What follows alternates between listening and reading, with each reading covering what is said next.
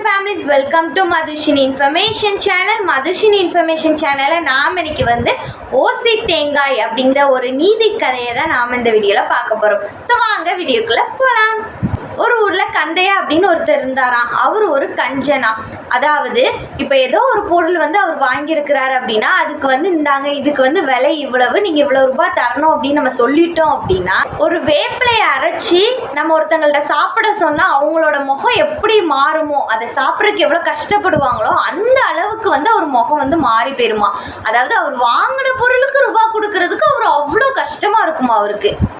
அவர் ஒரு நாள் கடற்கரையோரமாக நடந்து போயிட்டு இருந்தாராம். திடீர்னு அவருக்கு தண்ணி தாகம் எடுக்க ஆரம்பிச்சிருச்சு. உடனே பக்கத்தில் ஒரு இளநீ கடை இருந்திருக்கு. சரி அங்கே போய் இளநீ சாப்பிட்டா அவன் வேற ரூபாய் கேட்பானே, நம்ம இளநியை வந்து காசு கொடுக்காம எப்படியாவது சாப்பிடணுமே நினச்சிட்டு இருந்திருக்காரு.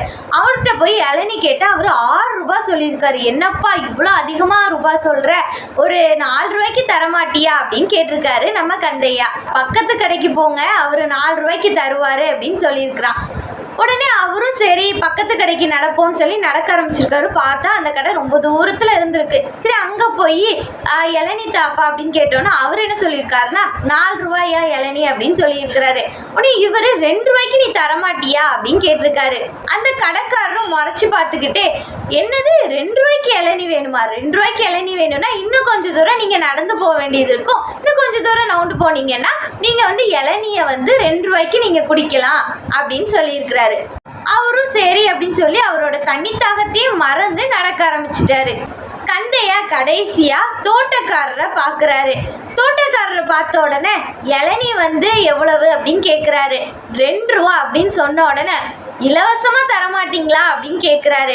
அப்படியா, அப்போ நீங்களே பறித்து எடுத்துக்கிட்டீங்க அப்படின்னா இலவசம்தான் அப்படின்னு சொல்லியிருக்கிறாரு. கந்தையாவுக்கு ஒரே சந்தோஷம். சரி இலவசமாக ஒரு இளநீ கிடைக்குதே அப்படின்னு சொல்லி வேக வேகமாக மரத்து மேலே ஏறுறாரு.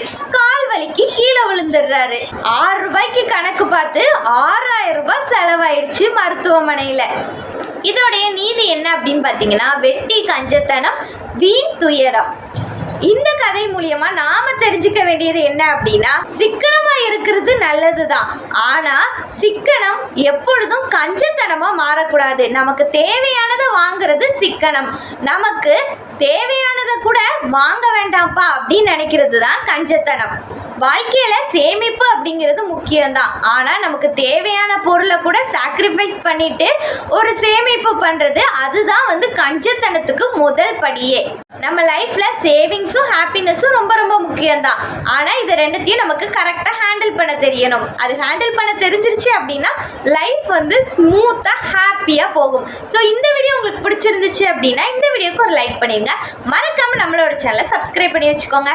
Thank you so much. பை.